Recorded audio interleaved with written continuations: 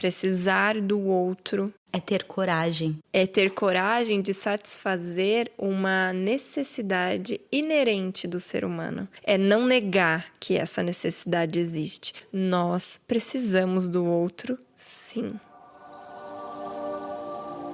Olá! Olá, eu sou a Camila Dorásio. E eu sou Tayane Leonardi. E esse é o Vai Pela Sombra. Um podcast de duas amigas e psicólogas que descobriram os maiores tesouros da sua psique, mergulhando fundo na sua escuridão. E aí, vamos com a gente pela sombra?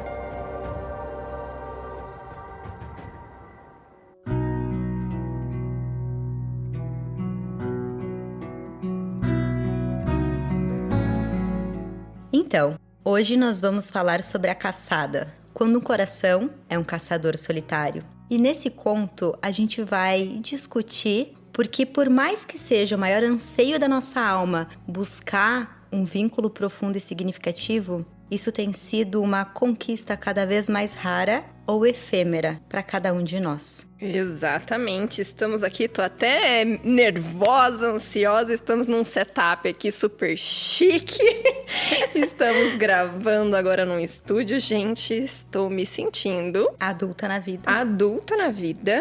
Salgado filho para um estúdio. Exatamente, e nesse episódio a gente vai tentar responder algumas perguntinhas de vocês que vieram sobre relacionamentos, porque o conto de hoje, como a Thay disse, é sobre relacionamentos. Então, eu vou até abrir aqui as perguntinhas que vieram. Deixa eu achar aqui, né? Então, tivemos perguntas. Até que ponto a mulher deve ceder em prol da família sem afogar a mulher selvagem? Tânia perguntou. Tânia perguntou também, até que ponto o pescador salvou a ele mesmo ou a mulher esqueleto? Quem salva quem? Quem salva quem? Eu acho que é muito importante a gente... E esse é o nosso objetivo, na verdade, de trazer para vocês como olhar para esses contos, né? Então, assim, eu acho que entra muito aqui nessa pergunta que a Tânia fez. Minha irmã Nicole perguntou: acho que é difícil entender até onde eu devo defender os meus desejos e a partir de onde eu começo a invadir. Uau, que importante essa percepção. Exato. Uma questão sobre limites, como eu reconheço o meu limite e reconheço o do outro também. Exatamente. E aqui entra também o medo de fazer um papel de trouxa, né? Quando o outro extrapola os limites e você se sente fazendo papel de trouxa, aceitando e acatando. É uma coisa que a gente vai abordar bastante, né? Suelen perguntou: como amar alguém, mas se sentir completa vivendo aventuras? Mas sendo que você se sente completa vivendo aventuras.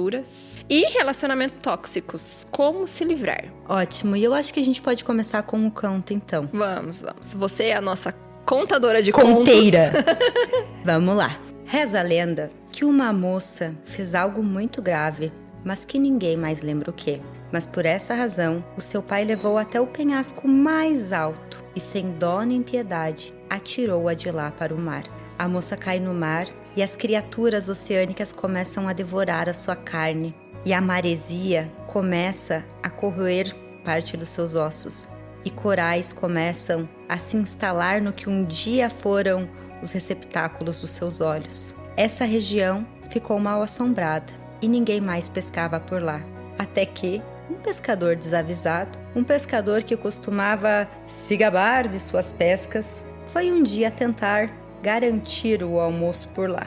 Chegou com seu barco, lançou o anzol na água e ficou assoviando até que sentiu uma fisgada. Quando ele tenta dar aquela puxada no anzol, ele percebe que é bem pesado. Pensa: caramba, agora eu peguei um peixão.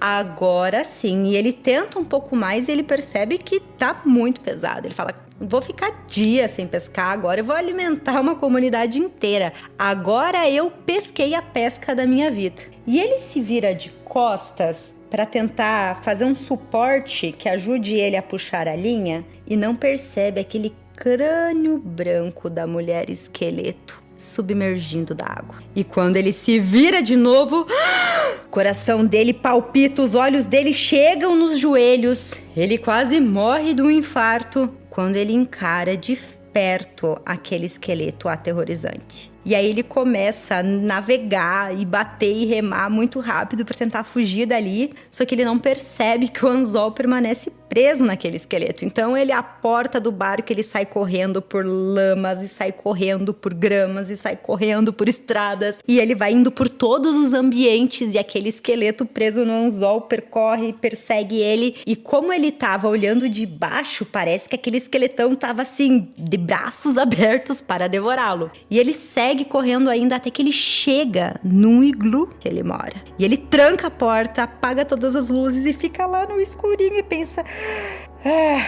finalmente me livrei. Ele até faz uma pequena oração agradecendo a Deus pelo livramento. Mas quando ele acende a lamparina com óleo de baleia, pro susto dele, lá no cantinho, o esqueleto estava todo encolhido e todo enrolado no anzol. Mas era tão enrolado, gente, que o joelho ficava perto do cotovelo e não dava pra saber se a cabeça estava pra cima ou pra baixo. Ele morre de pavor, mas ele suporta olhar um pouco mais. E no que ele encara o esqueleto, algo ali toca ele. Algo toca e o medo vai dando um lugar para compaixão. Então ele se aproxima um pouco mais daquele esqueleto e começa, pouco a pouco, desenrolar aquele anzol e aquela linha e vai soltando os dedinhos e vai soltando, desenroscando o que estava na costela, até que o esqueleto é libertado daquela linha. Ele fica horas nesse trabalho manual, soltando o esqueleto, que ele é tomado por um sono e resolve então dormir um pouquinho. O esqueleto, a mulher esqueleto, esse tempo todo permaneceu muda, caladinha. Mas quando ele dorme, ela olha para ele e percebe que escorre uma pequena lágrima do olho dele. Dizem que quando lágrimas escorrem enquanto a gente dorme, elas falam de um sonho importante, um sonho emocional ou um sonho de susto. Mas a mulher esqueleto olha para aquela lágrima e só pensa na enorme sede, na sede que há tantos anos ela tem.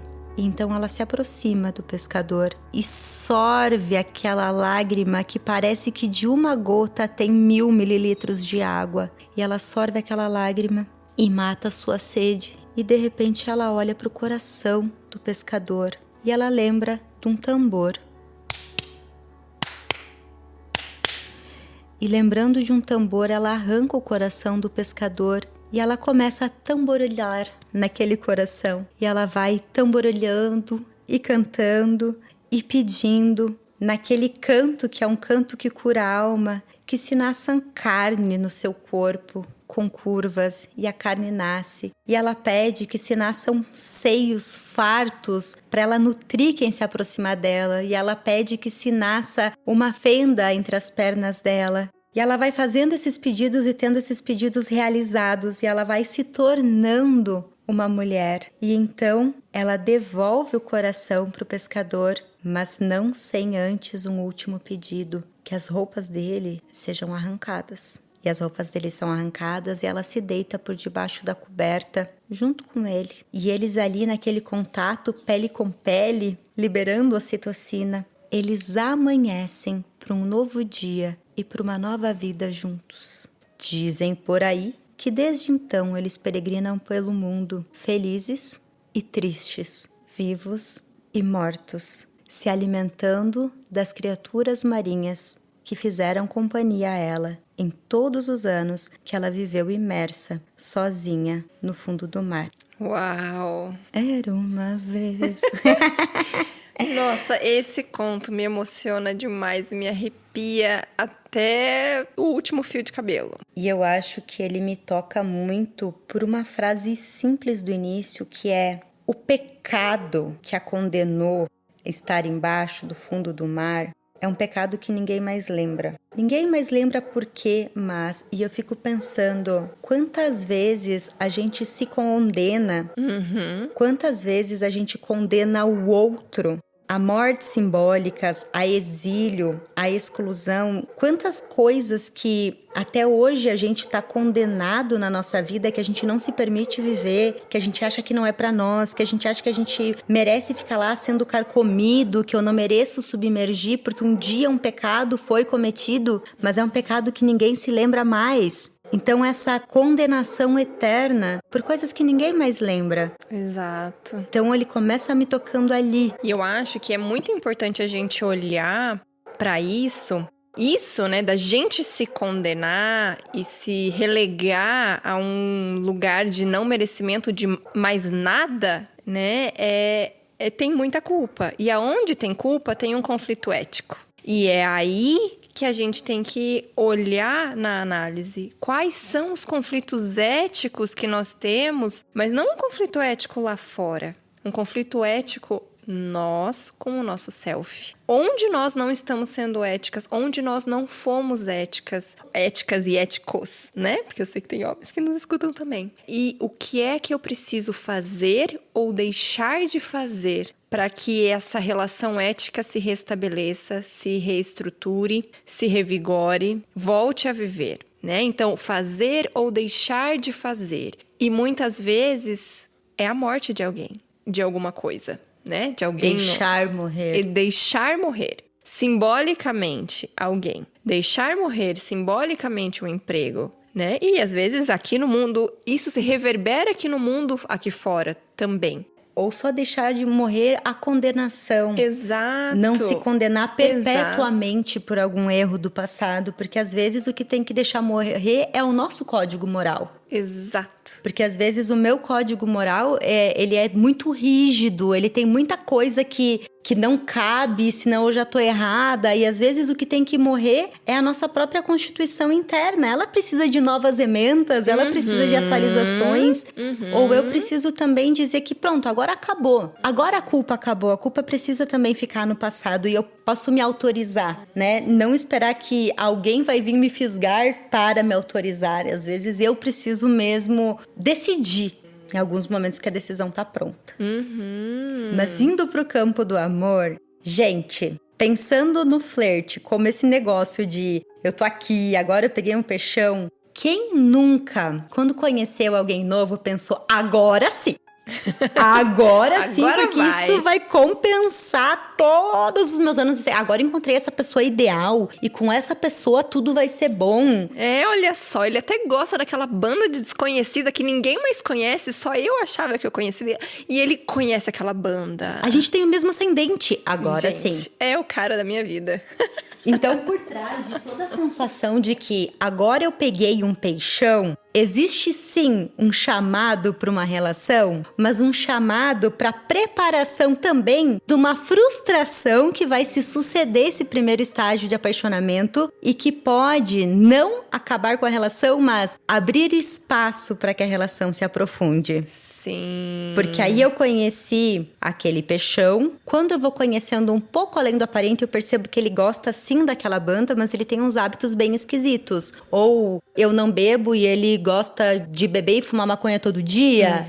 Ou eu descubro que, na verdade, ele não é tão disciplinado assim. Ou ele tem uma filha e ele não cuida dela. Eu tô falando só de exemplos masculinos, mas a mulher, pode ser que a mulher também tenha alguns hábitos que você não goste tanto, que a mulher queira trazer mais alguém pra relação. Enfim, qualquer coisa que pra você seja chocante, que o seu peixão vai acabar revelando com a convivência. E é nesse momento, quando a gente encara aquele esqueleto mais feio do outro, que vem essa monte de teoria da moda agora de falar, então agora tu larga. Ou se tu permanecer, tu é trouxa. Sim, fazer o papel de trouxa. Gente, o quanto a gente tá com medo de fazer papel de trouxa, e de verdade, é um medo ok, né? Um dos medos mais profundos do ser humano é de fazer papel de ridículo, de ser ridículo, mas é uma das necessidades humanas também mais intensas e profundas, porque É muito relativo. Se você for você mesmo, com certeza você vai estar sendo ridículo ou trouxa pra alguém. Até porque, para viver de fato algumas esferas de sentimentos como o amor, a gente precisa também estar disposto ao ridículo. Exato. Estar disposto àquele sentimento não de ingenuidade, mas de inocência. Inocência ativa, né? Que ela usa. Inocência alerta. Não é ser idiota e pensar que a pessoa pode fazer o que quiser contigo, mas é também não ser tão rígido. E por isso que é tão preocupante hoje com essa disseminação de conteúdo sobre relacionamentos e sobre como cada um deve ser. Que tudo é boy lixo. Que tudo é boy lixo, que tudo é sair da relação, que você não é obrigada, que você não precisa disso. O que é muito legal para libertar mulheres que de fato estavam em relações doentias, trouxe o empoderamento, só que a gente tem que cuidar para não acabar sendo leviana e usar isso como álibi para não aprofundar mais a relação. Pra não aprofundar mais a relação. E o que isso significa? Olhar pra própria merda. Isso, porque é muito tênue a linha entre permanecer pescando só a espinha do peixe, daí nunca ter nada pra comer, e pegar o peixe que tem carne, mas que também tem um esqueleto, e que eu vou ter que lidar com essas duas polaridades e lembrar que eu também sou um peixe com esqueleto. Então, o que eu tô fazendo? Eu tô de fato identificando quando o esqueleto não tem mais nada de vida ali, tá tudo morto. E aí eu vou encerrar porque de fato acabou. Ou é quando eu começo a enxergar o horror do outro que me faz também olhar pro meu próprio horror, que eu já quero sair porque eu acredito que dá pra ter algo só bom, só belo, só gostoso. Eu anotei aqui 3 aspectos que diferenciam a vida a partir da alma, da vida a partir do ego. São elas: a capacidade de pressentir novos caminhos e aprendê-los, tenacidade necessária para atravessar uma fase difícil, paciência para aprender o amor profundo com o tempo. Uma paciência desenfreada, um coração disposto a morrer, renascer repetidamente. Isso não é fazer papel de trouxa. Por mais que a gente sinta que às vezes podemos, talvez, estar fazendo papel de trouxa, muitas vezes não é. E eu ouvi, algumas pessoas pegando uma passagem desse capítulo, que é onde a Clarissa diz, que amar é você ficar mesmo quando cada célula do seu corpo tem vontade de sair correndo. E ouvi pessoas, não, você tem que sair correndo mesmo. Clarissa tá errada. Gente, cuidado com esse tipo de afirmação. Isso é uma generalização. Você só vai saber se é o momento de você sair correndo mesmo depois de uma profunda, depois de você não só beijar a megera, mas você transar com a megera, você ir pra análise e fazer essa viagem profunda, com muita honestidade, coragem, aí sim você vai saber o momento de terminar uma relação. Porque se você não tiver essa relação profunda, essa busca, essa coragem, muitas vezes você vai estar se precipitando, sim. Você vai estar saindo correndo quando você viu que, ao invés do peixão, é uma caveira que você pescou. E o amor profundo, gente, que não é esse amor do conto de fadas, o amor maduro, ele só tá disponível para quem tem coragem de olhar para além do feio do outro, e para quem tem coragem de olhar e reconhecer o belo para além do seu próprio feio. Esse trabalho de nudez, ele é essencial para uma relação profunda. E hoje a gente busca muitas fórmulas mágicas para viver relacionamentos mágicos. E a gente esquece que o livro da Clarissa, ele é baseado na psicologia profunda. Então ele não pode ser lido e interpretado de forma leviana. A gente não pode pegar esse conhecimento que é tão multifacetado e interpretar a partir da minha ferida, a partir da mágoa que eu tenho por como eu não soube lidar nas minhas relações, a partir da mágoa que um clã tem por séculos de perseguição e de desvalorização. Para a gente entender e fazer uma boa aplicação disso, a gente tem que lembrar que a antítese não é a síntese, que não é agora sendo o extremo oposto do que a gente foi, que a gente vai conseguir, de fato, promover uma reconciliação que traga relações saudáveis.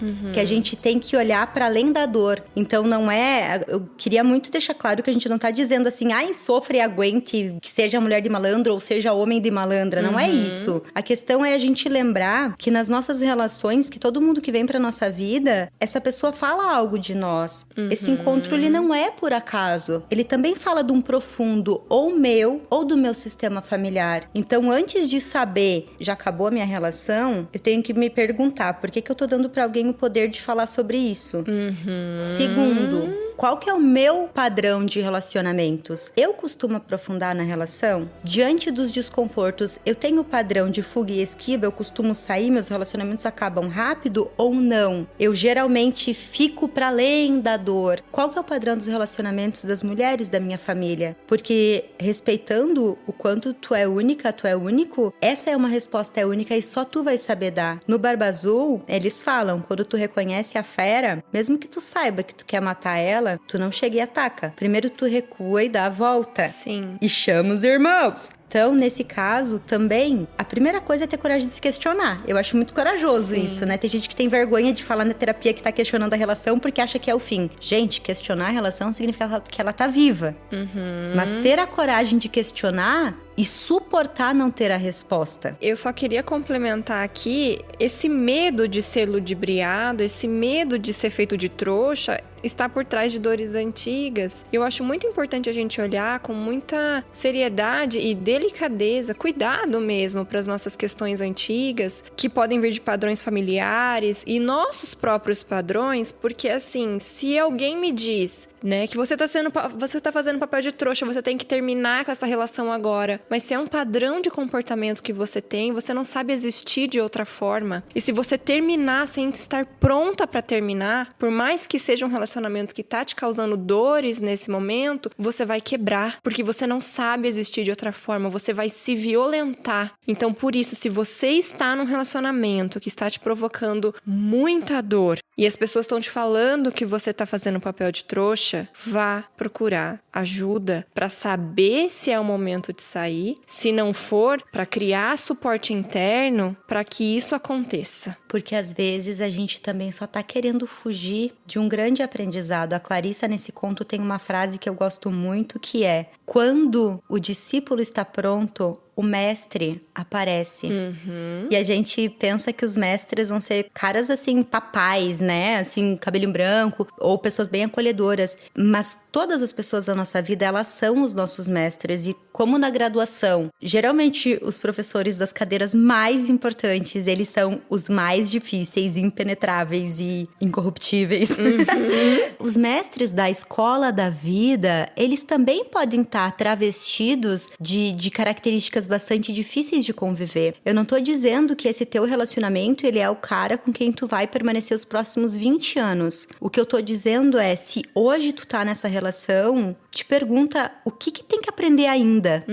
Onde esse mestre te toca? Pra que ele te faz olhar? Porque, no mínimo, uma relação que te faça ter vontade de procurar autoconhecimento e se conhecer, já valeu a pena. Sim. Que nem toda relação que vale a pena é a relação que tu vai envelhecer junto, assim. Mas olhar, assim, cada relacionamento teu como uma cadeira da graduação. E se pergunte, o que eu preciso aprender aqui? Qual que é o mínimo que eu tenho que aprender aqui? E se eu já aprendi ou não? Exatamente. E o que eu acho importante, voltando nessa questão do medo de ser feito de trouxa, né? E a coragem de aprender com cada cadeira, né? Cada desse relacionamento, é que quanto mais a gente tenta controlar, quanto mais a gente tenta não ser feito de trouxa, menos vida a gente vive. A Clarissa diz, quando a vida é excessivamente controlada, cada vez há menos vida a controlar. Então a gente vai se matando quando a gente tenta controlar e não ser feito de trouxa e não cair em ciladas. É claro que a gente tem que ter a sagacidade, mas isso a gente vai desenvolvendo. Até porque o controle ele é uma ilusão. O que de fato dá para controlar são pouquíssimas coisas. E na ilusão de ter o controle sobre algo, é que a gente vai desenvolvendo alguns transtornos.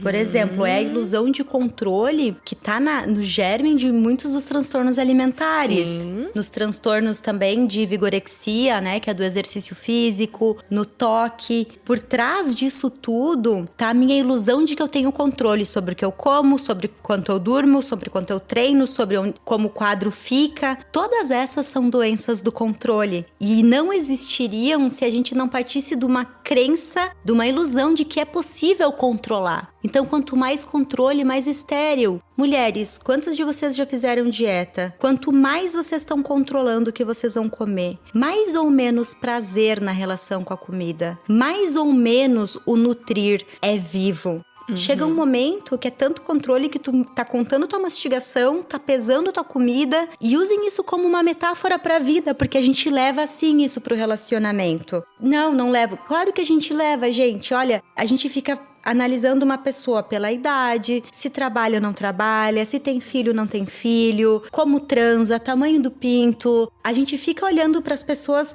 com isso por quê? Porque em tese a gente acredita que dá para mensurar como vão ser os próximos passos da relação olhando para isso. Isso é uma grande ilusão. Querendo ter a garantia de que vai dar certo por puro medo de se frustrar e de doer. Sim! E aí a gente esquece o que é de fato dar certo, que eu acho que é o grande sentido desse conto. Esse é um conto que fala de ciclo. Ele fala de vida, morte e vida. E a morte aqui, ela não é algo que a despeito dela existe a vida, é só porque existe ela que existe vida. Então, nesse extremo controle do dar certo, a gente nunca inclui as mortes simbólicas. Então, eu olhei lá pro cara, ele cumpriu meu checklist, mas daqui 2 anos ele pode perder o emprego. Se eu não conceber essa morte, ali pode acabar minha relação, porque agora eu não tenho mais o controle. Ele já não é aquele produto que eu fiz o contrato no início. Ou eu como mulher, né? Então, a gente que trabalha, que é autônoma, engravida. No momento que eu engravido, a minha persona profissional vai ser abalada. E se quem tá comigo gostou dessa persona, Exato. acabou o amor? Essa é a importância de incluir a morte na relação. Então, o primeiro impulso da vida foi quando, por exemplo, eu e esse companheiro fomos fisgados um pelo outro. E aí vai haver uma morte, quando houver uma tragédia na vida minha ou na dele. E como que a gente vai lidar com isso? E é a dificuldade de incluir a morte como condição sine qua non para a vida que tá por trás da nossa dificuldade de ter relacionamentos fiéis e duradouros. Olhem para todas as pessoas que você conhece. Quando os relacionamentos delas costumam acabar? Não é depois que houve uma primeira morte simbólica? Quando alguém ficou muito fora do peso, infelizmente.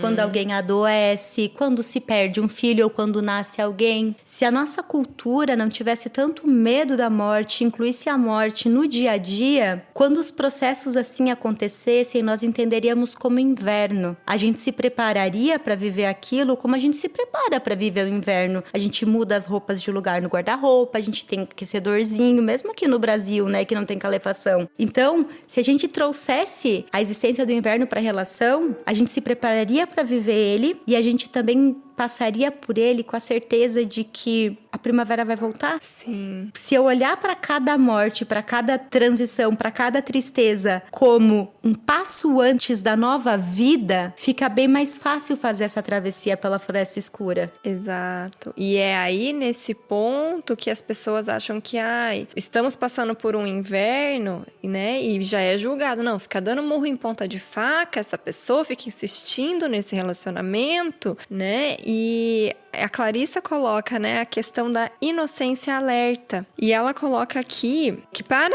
se atingir esse estado é preciso eliminar anos e anos e anos de pontos de vista desgastados, décadas de meticulosa construção de amuradas desumanas. Mas uma vez que voltemos a ele, nunca mais precisaremos escavar a sua procura. E o que é, né, essa inocência que a Clarissa diz? Que a partir do momento que você entra em contato, né, você apreende ela e internaliza ela, né? É quando você sente, quando você faz todo esse trabalho interno, que é muito diferente do ser feito de trouxa, que é muito diferente de ser uma poliana da vida que acha que tudo vai dar certo. Mas internamente é o poder de conseguir e sentir, né? E poder imaginar que tudo é possível internamente, tá?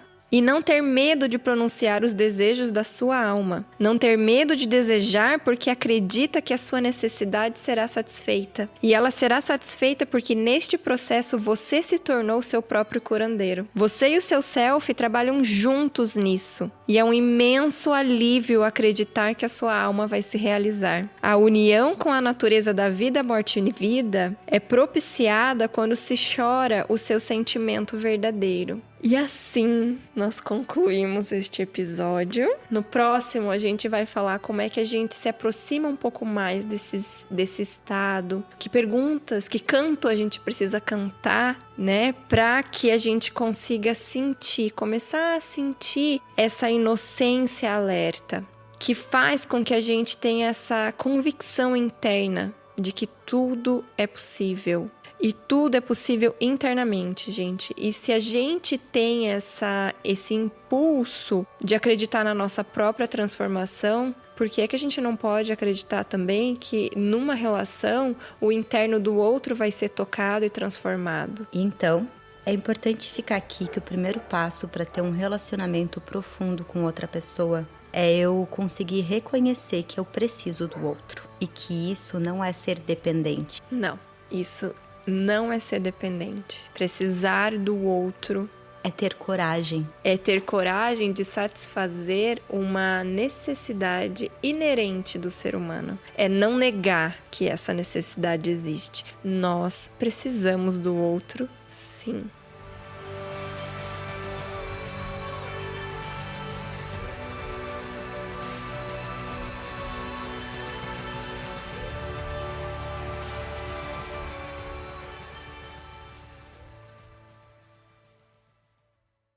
Este podcast foi editado no Estúdio Papaya. Saiba mais em opapaya.com.br.